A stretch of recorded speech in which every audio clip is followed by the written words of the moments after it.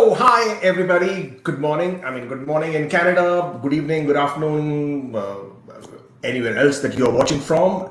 My name is Kubeir, in case you didn't already know it, and welcome to my channel. Well, I'm very excited today because I have a very special guest and a very dear friend who's waiting on the sidelines for me to sort of join in. But before I get to bringing her on and sort of pouring in lots and lots of questions, first of all, very warm welcome to so many of you already here. Itul, Roshan, Kunal, Jerry, Rajesh, Shafiat, Daljit. Thank you so much. Thank you for joining in. And Kunal, thank you so much for confirming that you can hear me. Thank you so much. Jeremy, very nice of you to have come in.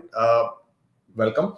What are we going to talk about today? We're going to talk about the job market and how good or bad it sort of feels like it's looking right now, because there's so many stories that we have been having of the doom and gloom of what's happening in this coronavirus scenario. Look at this.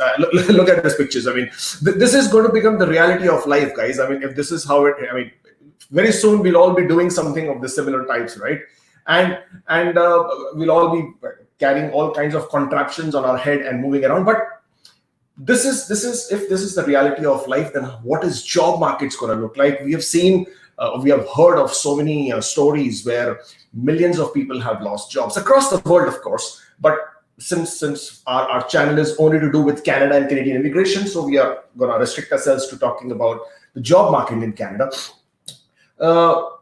In the first, of the data that has come in so far, within 2 weeks to 3 weeks after the shutdowns and happened in Canada, nearly 1 to 1.5 million people reported as job losses. But that was the data available only for 2 weeks. So we can expect things to sort of, only look more and more bleak. And when the Canadian government announced the benefits, nearly 7 million people have so far, availed or have filed to receive the benefits for job loss or for the fact that they had jobs that have been affected. That's a huge number. But then again, my expertise, my understanding and my knowledge is very limited to only certain parts of how the processes work. So I will bring on right now. Okay. Oh, wow. Hi, Sunny. Hi, Pankaj. Hi again, Mehul, Gautam, Vishwas. So nice of you to have come in and joined in today. So let me first bring in my guest for today. And that is Meena. Meena, hi. Hey, hello. How are you? Good morning. Good morning. How have you been? Fantastic. And you? I'm still surviving. I still have a job, let's say. So I'm all right. Tell me, how have you been? What's your feel, and what are the feelers you're getting about the job market in Canada right now? What are the feelers I'm getting? Hi, everyone. When Kubeir asked me to come on the show, I told him I'm the bearer of good news, not bad. So, yes, there's gloom. Yes, that 3/4 of the world is under lockdown. Yes, there are lots of shifts in the job market. And Canada, like everywhere else, has seen similar downfalls. This morning when I was looking at Statistics Canada, the rise on unemployment is 7.8%. But where there is a downturn, there is an upturn. If you go back in history, every recession has created millionaires. Every crisis has created different opportunities. So when you're looking at the world right now and they're comparing the current times with the Great Depression in 1930s, right? Things changed. So one thing about money is that when things become depressed, when things like these happen, what does the government and the banks do? They start printing more money, and they start giving that money out. And that money goes to fund the businesses and the companies, because if I have money and I need to buy stuff, I will be able to use that money, and that money will go to the consumer, to the shops, and to the industry that needs to sell. So the economy starts, right? We knew that this is the digital economy. It didn't just spring up. It has been showing brick and mortars, those big stores were going off business, closing down.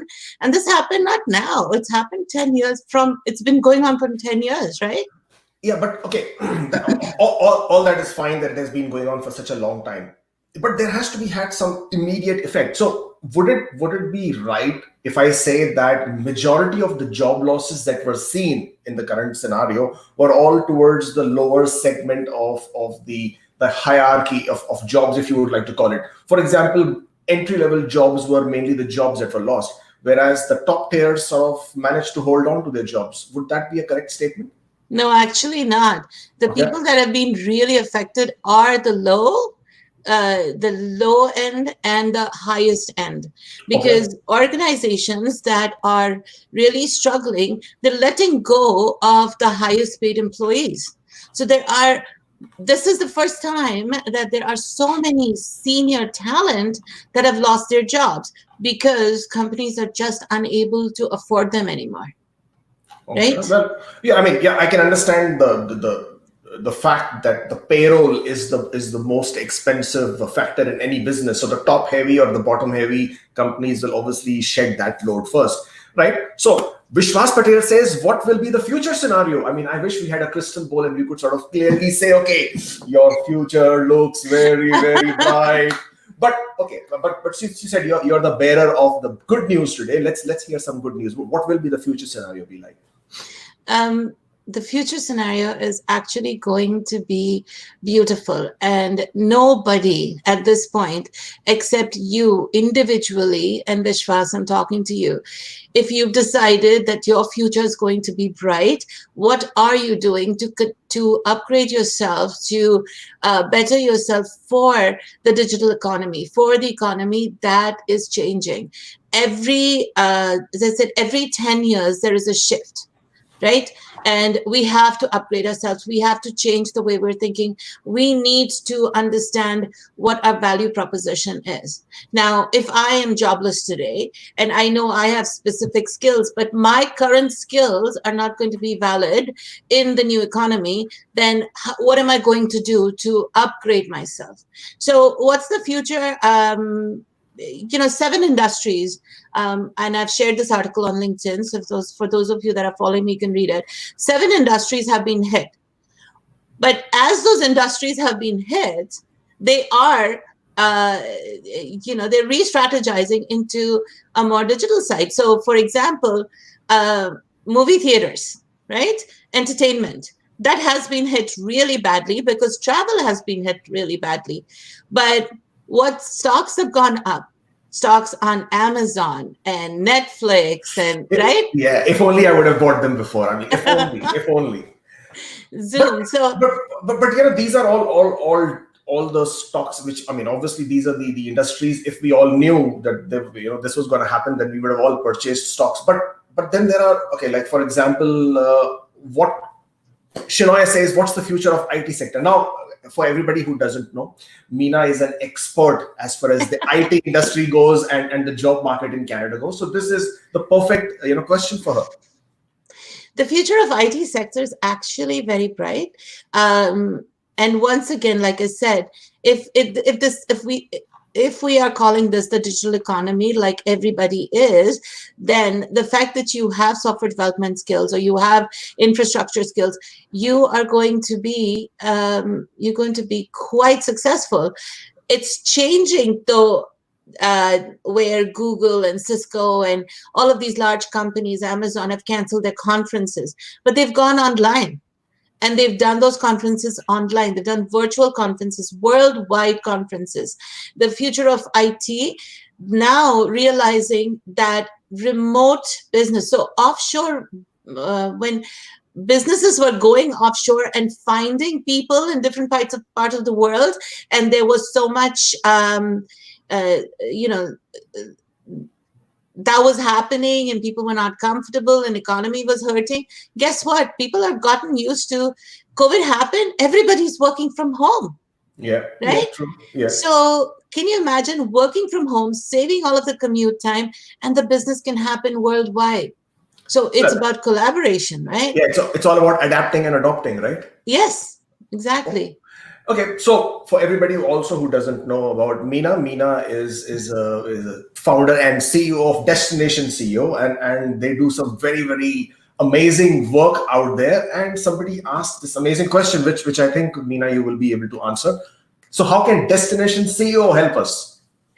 Every day, almost every day, at 7 o'clock Eastern Standard Time, which is Toronto time, we host a live session. We bring in one industry leader on LinkedIn. We invite everybody to join us, and we ask those difficult questions that all of you have been sending me. What's the future like? What should we do right now? How do we upgrade? What should we upgrade on? So how Destination CEO can help you? They can help you with, we can help you with giving you guidance. We can help you with your job search tools. We can help you with connections. We can help you with opportunities. But like I said, opportunities have a different look right now. Are you looking at those opportunities and saying, okay, do I have this? Do I not have this? How do I get more information? So for example, I was talking to a business owner yesterday, and he said he's a small company and he has about 6 employees. And currently, he was paying $1,500 to $1,700 per month for each employee, because all he hires are new graduates and students, summer students, right? His business has been hurt. What has he done? He's asked everybody to take the stimulus and also work from home so he can help them top up some of the expenses that they're struggling with. Right? So a lot of companies where they're asking their employees for layoffs, they're also doing temporary layoffs that, the government is supportive, use that, and then we will take you back, because they're re-strategizing. Companies that are not laying you off, they are then, there was a conversation with one of the business owners, and he said, we talked to our entire organization to say, this is what we have. And how should we do it? And then they manage their expenses accordingly, right?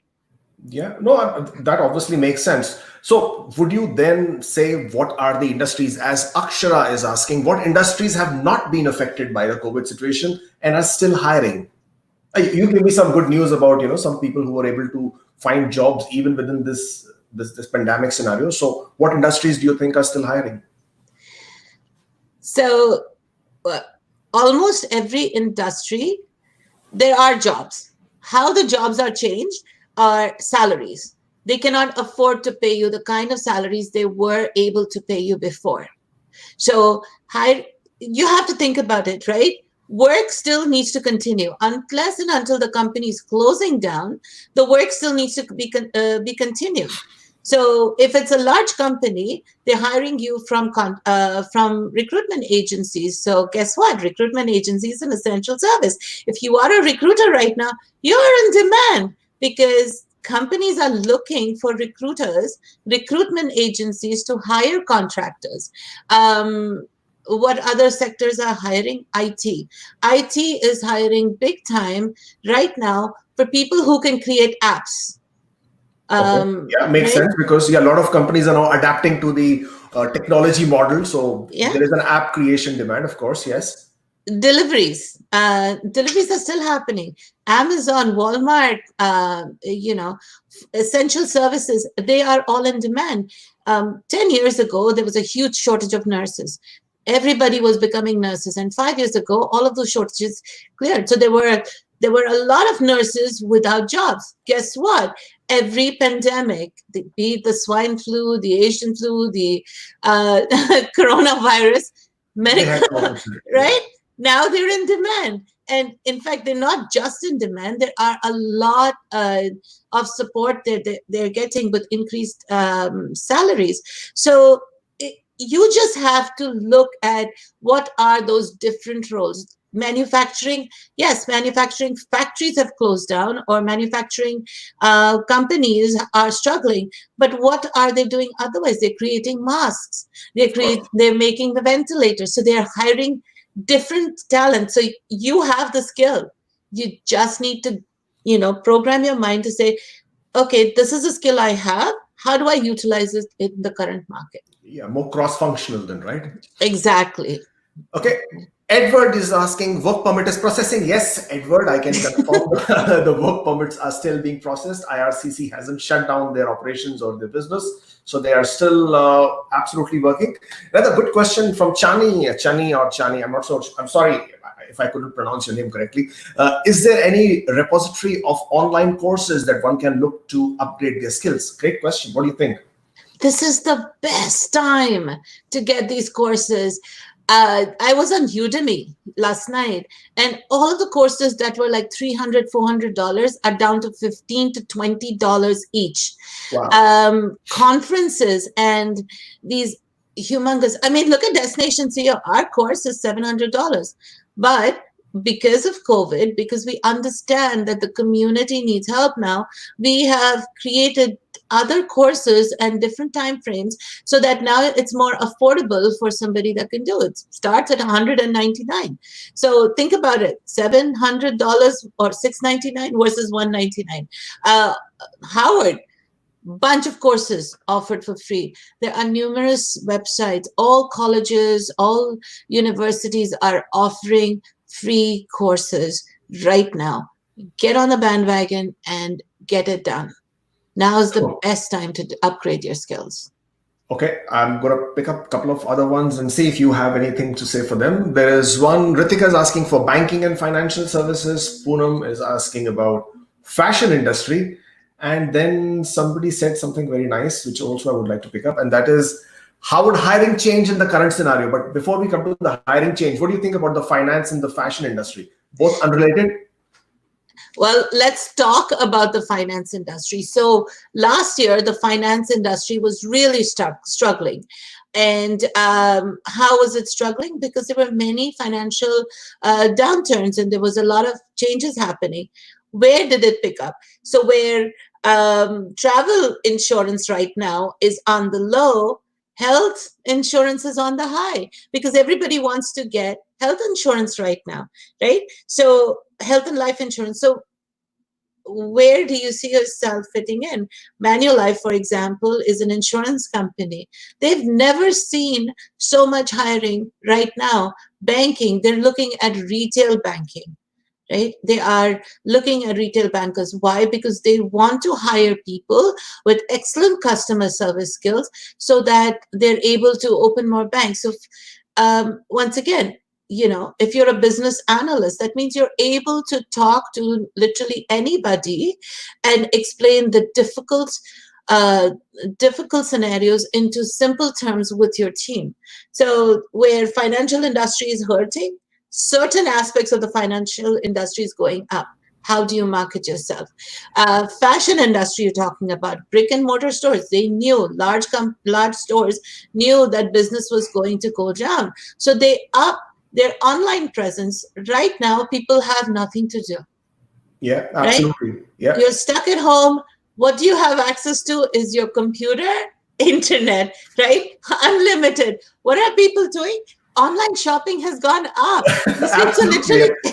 Well, somebody has to make somebody has to make money out of this, right? Exactly. Okay, guys, I'm going to share screen with you. I'm going to share my screen with you, and I'm going to show you something very interesting. And this is related to the question, how would hiring change in the current scenario? I'm going to take you to a link, not my LinkedIn profile, but a LinkedIn profile. I'm sure this gentleman whose profile I'm going to share with you will not really mind, because he's a very, very lovely individual. I haven't met him personally, but I think if and whenever I do meet him, it would be awesome. All right. So this Poria Mahajar Sultani, okay, that's his name. And see, this is what he is doing to make the best use of the time. Okay, this is, I'm not sure if you guys can hear me. Meena, can you hear me? I mean, can you hear the video? Poria is actually a participant of Destination CEO. Okay, all right. So if you go back to I mean, guys, if you can sort of, whenever you get the time, go to LinkedIn, check out Poria's, and I'm probably sending a lot of traffic to his profile right now, Poria Mahajar's profile. I'm not sure why we can't get the video or the audio of this screen right now. But anyways, what I was trying to tell you is he's done a great job of making his own video resume. Okay, and this is a good example of what he's done. He's marketing himself very well on LinkedIn by having put a short video about himself. If you will notice, the video is not very long. The video is only for 2 minutes, 2.5 minutes, as you say. And he also has a bit of text going on in the, come on, get rid of this, hold on. Yeah, and he also has a bit of text going on in the screen below. Yeah, there you go. So there it is. And that collectively can give a good snapshot for person, while his profile comes into their feed. Not only that, he's done something else as well. And let me take you to a different screen again from Poria. And which one was that? Hold on. Okay, now this one was another one. So he basically is into social media. He creates a lot of content, and again he's done something over here. He has basically made another video about again related to his profession, related to his occupation, and he's talking about how he can add value in your business. So if you sort of again look at the post, he has very nicely demonstrated using his free time right now, what he's doing right now, and also at the same time giving you an example of his skills. So as Meena was saying, we have so much of time at hand. You should be paying a lot of attention in fine tuning your resumes, fine tuning your LinkedIn profile, and making use of so many eyeballs that you have on the net right now. There are so many more people online trying to do all kinds of things, trying to figure out at this point of time, maybe even looking for prospective candidates, looking for people who are working from home. So this is something which you guys can also think of. What do you think, Meena, about what Poria has done? Yes, it's absolutely fantastic. And right now, videos are the thing. So I've been attending a lot of virtual conferences that I couldn't afford because they were in different parts of the world and it was very expensive. But now, because everything is COVID, everything's virtual and almost everything is free. And YouTube, for example, is really, really the thing right now.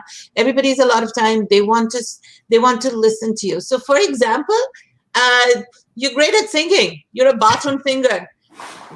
Make a song, sing on YouTube, right? Yeah. If nobody else, I promise you, at least I will listen to the song. No, but humans need human connection. Right now, more than ever, humans are craving to speak to other humans, are craving to watch other humans similar to themselves. I always say, I'm human, I'm going to make mistakes, I'm going to make a fool of myself online, but I'm going to make it because I'm human, and you don't have to be afraid of making these videos of yourself. Video resumes started a long time ago when Skype started, 2007, 2008. When I was running a recruitment agency, it was an international recruitment agency. I didn't travel worldwide to interview people. No, I did it on Skype. So now, create a 1-minute credible introduction. And we talked about credible introduction. Create a 1-minute credible introduction on a video, put it out there. People need to watch you. People need to see you. People need to see your expressions. And just like you said, Kubeir, Poria is doing a fantastic job by showcasing those skills. You can do it too. And we teach you all of this in Destination CEO. Again, Destination CEO is really helping a lot of people out there to get the destination sorted. And you have a great tagline, right? You are the destination of your. Oh, sorry. Okay, sorry. You are the CEO of your own destination. So, your destiny, which is destiny. Also, which makes a lot of sense to me. Mehul says, please share views impact for pharmaceutical sales and marketing. Well, Mehul, pharmaceutical is the king right now. Look at their stocks; they're all going through the roof. As far as the sales and marketing is concerned, I can't really tell you much as far as Canada is concerned. But I'm sure with the pharmaceutical businesses all going all the way through the roof, they should have some sort of impact on all verticals. Suresh is saying he is working as an executive producer making television serials for a media company. Can he get a job in Canadian television industry? Well, Suresh, Meena, I will let you pour in on this one, but I'm just going to give a very quick one. Well, if your skills are cross-functional, or if your skills are easily transferable, then I don't think you will have a problem. Because if it's a skill of creation of you have an artistic quality. You're a producer, you make television serials in India. So I'm sure if you come to the Canadian, when you come to Canada, within the Canadian television industry, I'm sure you will be able to find good takers for your skills. I mean, depending on how good you are with your skills. But yeah, I mean, I don't see as to why your skills are not going to be easily transferable. They are just like IT industry, isn't it? Your IT skills are transferable. So this would be the similar case. You said, Suresh, that you make television serials. At this point, what you can do is make a 1 minute or a 2 minute video of yourself saying what it is that you can do. And Mayur, another student of mine from Destination CEO, created a fantastic, he's in a similar background, and he created an absolutely fantastic video of himself and what he can do. So if you were to create a 2 minute video and send it out to any company and say, this is the kind of video I can do for you to market your company, you're going to be a huge hit.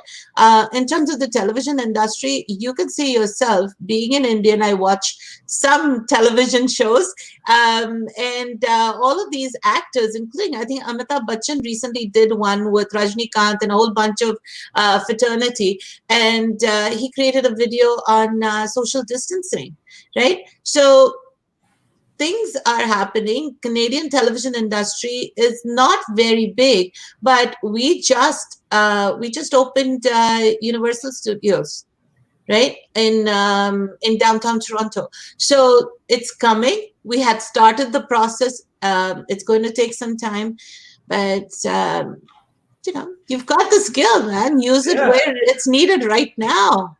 Right. Another one of our amazing viewers here says, I have heard winters aren't the right time to come to Canada for beginners as there are less jobs in that season, especially the odd jobs. Is that true? I mean, I don't find any truth to that statement. I think it's more psychological that, okay, if, for example, I'm from India and I've spent great portion of my life in the Middle East. Okay, so winters is alien concept to us, right? Snow and snowstorms are alien concept. So automatically we have this thing in our heads that if it is snowing or if there is a snowstorm, or I mean, obviously snowstorm will put everybody to a stop. But apart from that, that if it has snowed heavily or if it is extreme winters, then everything would come to a halt. Well, after coming to Canada, I realized that is obviously not the truth because life just goes on. If it's snowing, it's snowing, there are ways to go around. But as far as your question is concerned, that is that a right time to come for beginners? Well, once you come to Canada at any point of time, no matter it's the beautiful summer or the amazing autumn or spring, you are going to be a beginner. So you will have to start at some point of time. Yes, coming in winters proposes slight additional challenges in terms of your commuting, in terms of, winters, you sort of take a bit of time to acclimatize yourself. But apart from that, the job market is the same. I mean, just because you're feeling cold doesn't mean that people will have less jobs in the market. What do you think, Meena? I mean, do you feel that there are less jobs in winters than in summers? No, I don't know what you mean by saying odd jobs. So going back to what Kubeir was saying, snowstorm, right? What do we need in snowstorm? We need people to clear the snow, right? Yeah, We need drivers that can clear the snow. We need people who can go and door to door clear the snow. Students are doing that, right? My son charges $20 just to clear the snow from people's driveways. Give me his number, please. I'll hold it for the next season. But in terms of odd jobs, if you're talking about factory jobs, winters is the time when Christmas comes, right? That's the time when chocolates and wine and all of these manufacturing companies are doing gift wrapping and gift packages and gifts. Do you know what I'm saying, right? Yeah, seasonal jobs, right? There are so many seasonal jobs which are so related only to winters. Well, we are restricting ourselves to Toronto, but if you go slightly up north, the ski resorts and all are only functional in the winters, right? Yeah. So do you know what? That's all here. Yeah. If you want a job and you make sure you have the right tools and you approach people with genuineness and you showcase the talent you bring. See, when an employer is looking to hire, there are two things that they look for. First, are you going to be a problem solver? Right? What are you going to do for me? And second, do I like you? Do I like you enough that I'm going to spend 8 to 10 hours with you every single day?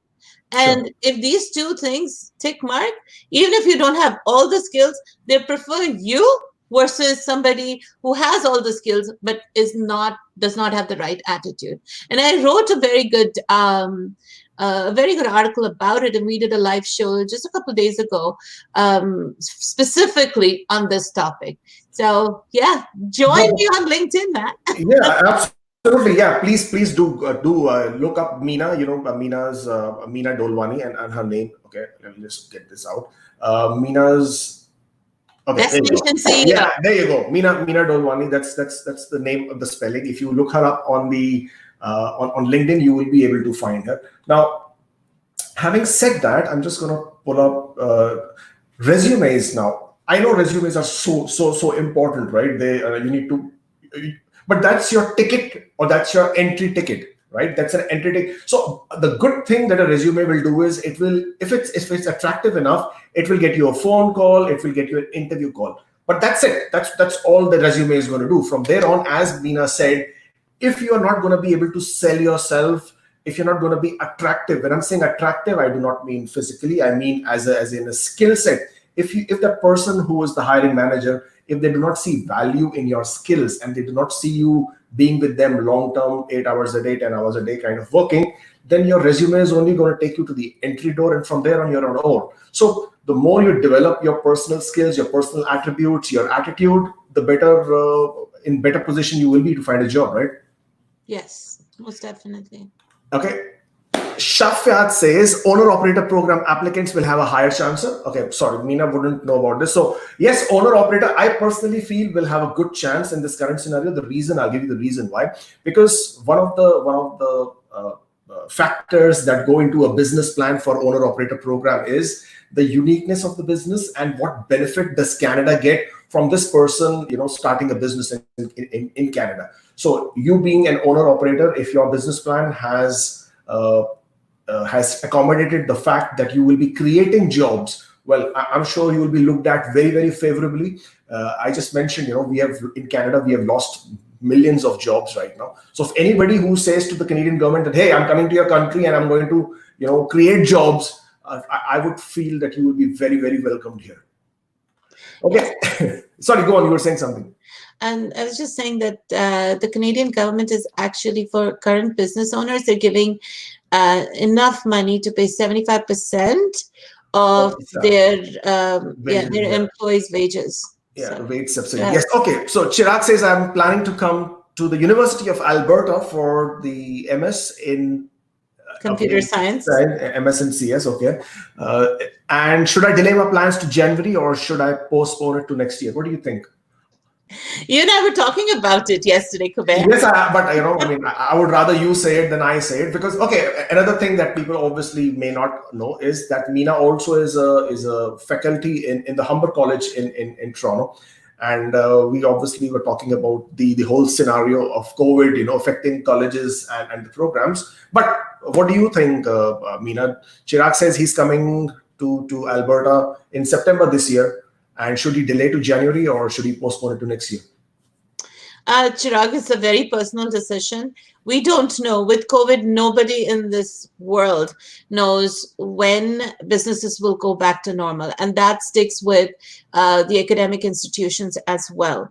So if you are somebody that can work well with or learn well with online learning, then most definitely yes, because you're not looking for a job immediately as soon as you land, right? But if you're somebody that cannot do well in an online setting, you cannot learn well in an online course, then I would recommend delaying it, only because I work as a professor and I have seen some students have really thrived in this situation, and some students have really hurt in these situations where they've delayed their courses to next year.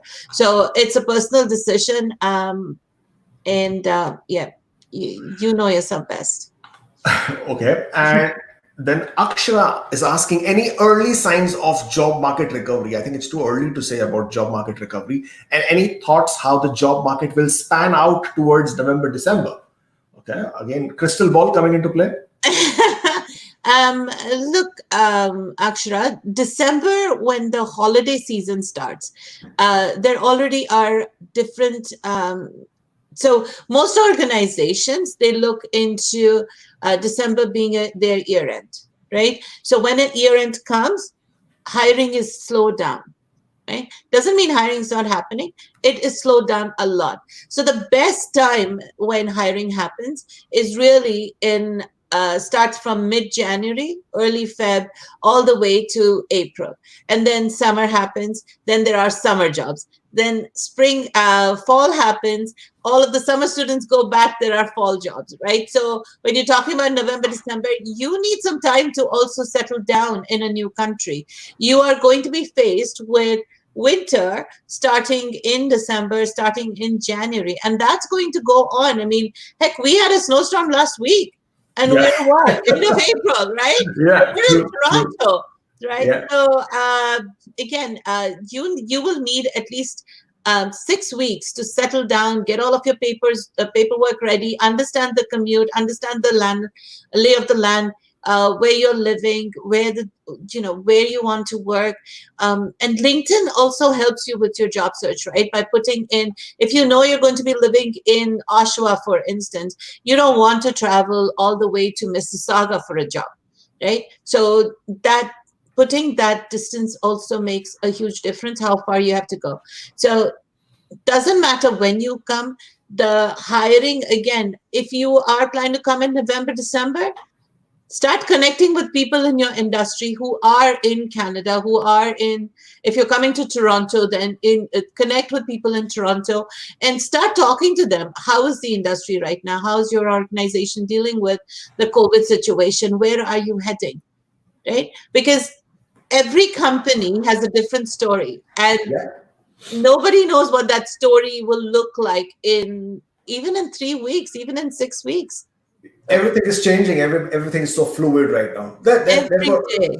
yeah, Roshan says the job losses in March will ultimately prove to be even worse, which I agree with, because what we are seeing is only the beginning.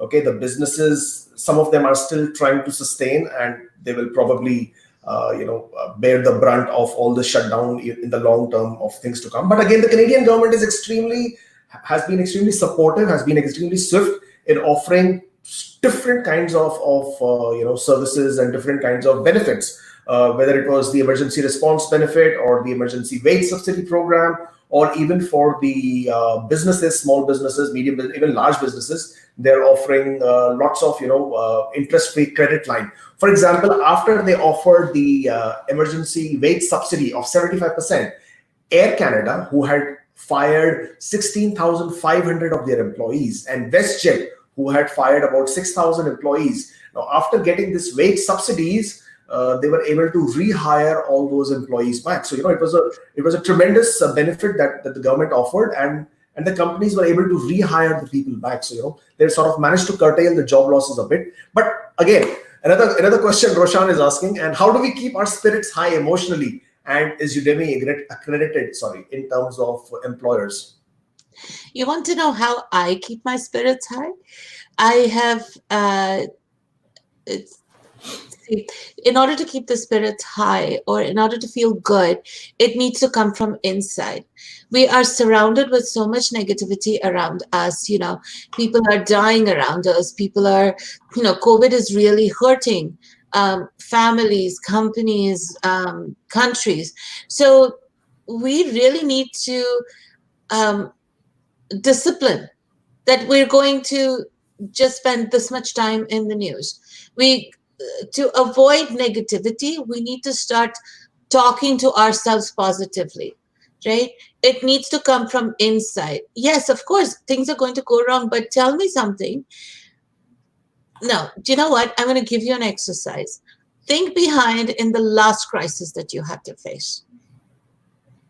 in that crisis, and that's your event, right? In that crisis, what were some of the things that you did and what were the results? Right? At the end of the day, who you are today, it did not happen overnight.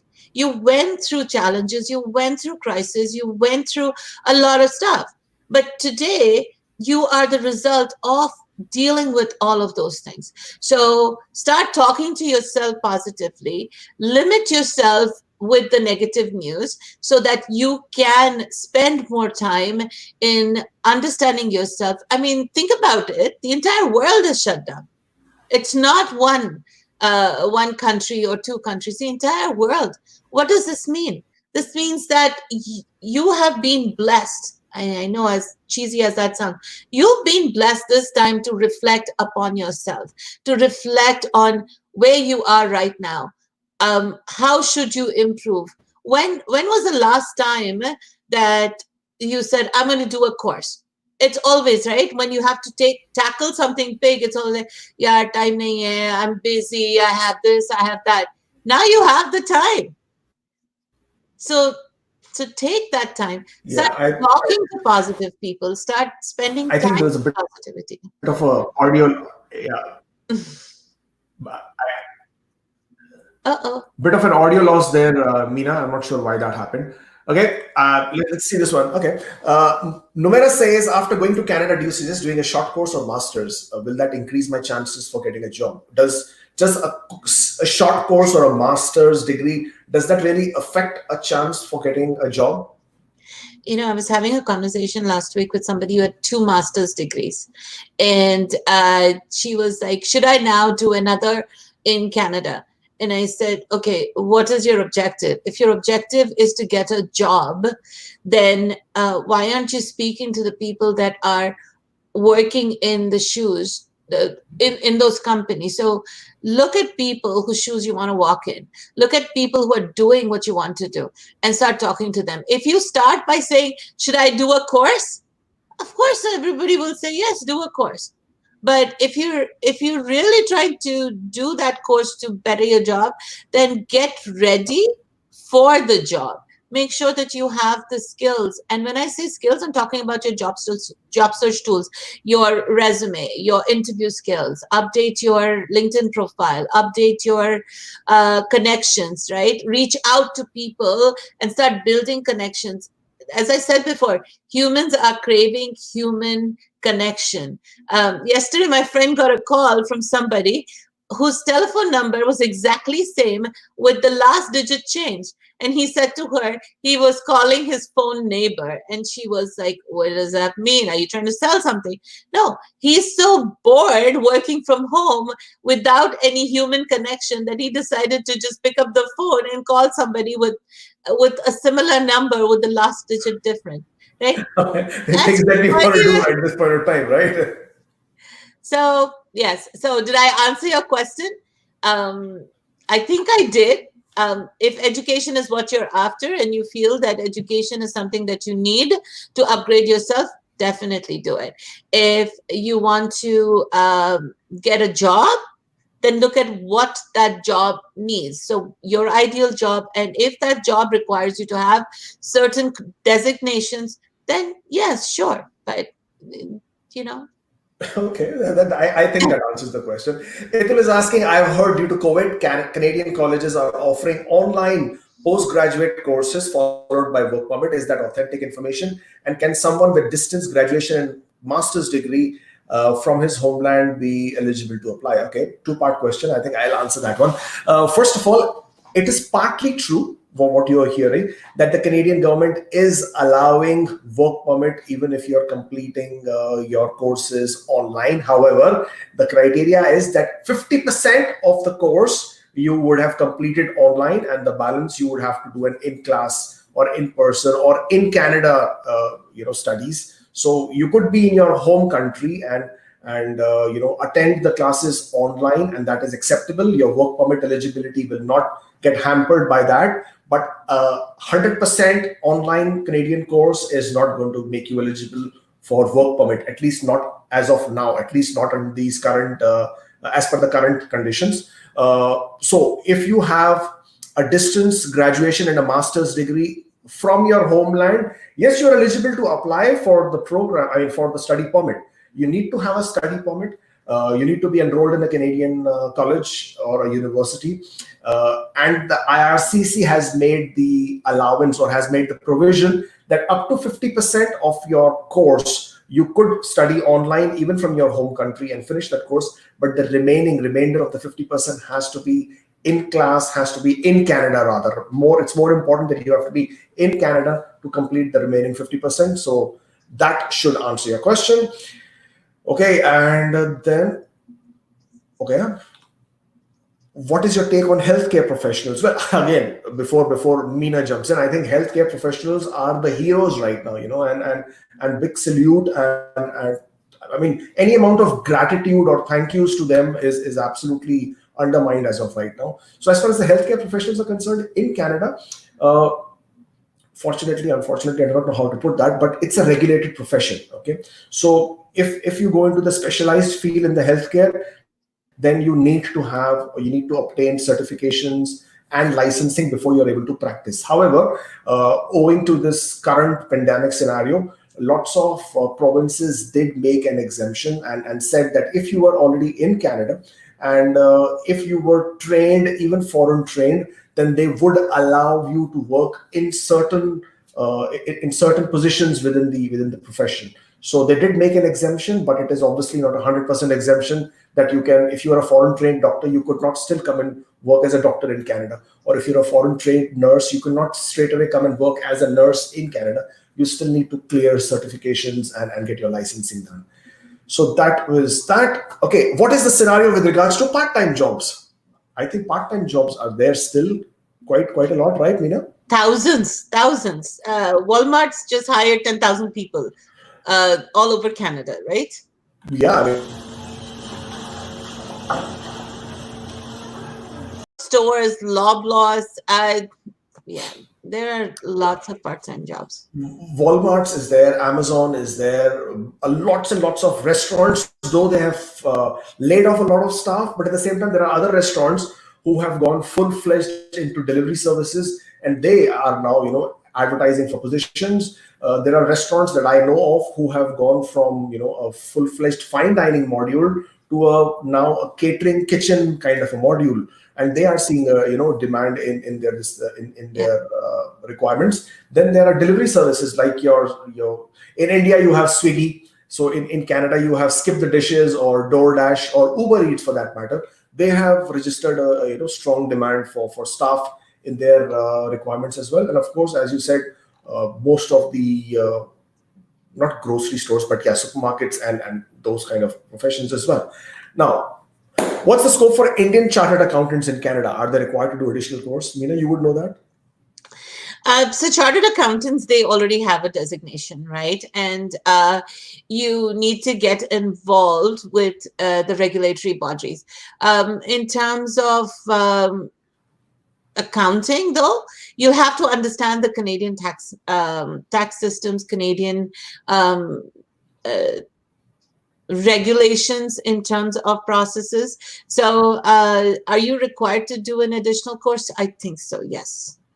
Okay, I'm going to take a question from a very interesting viewer right now. If you're watching, Avinash, nice to see you, my friend. And he is asking, Meena, double hi to you, Avinash. And he's asking, do cloud kitchen formats and restaurants have a future in Canada? Now, Avinash himself is quite a restaurateur.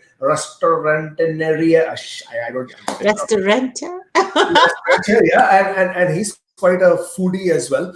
And I think he's joined us through our Facebook Live. Okay, do cloud kitchens and restaurants have a future? Well, I personally feel they do. I don't think Canada has really marketed and done a good model for them yet. And the reason why I say they have a good future is because, okay, it's a very simple thing. I mean, Avinash also has been from Dubai, and I know that he has because I know him from that.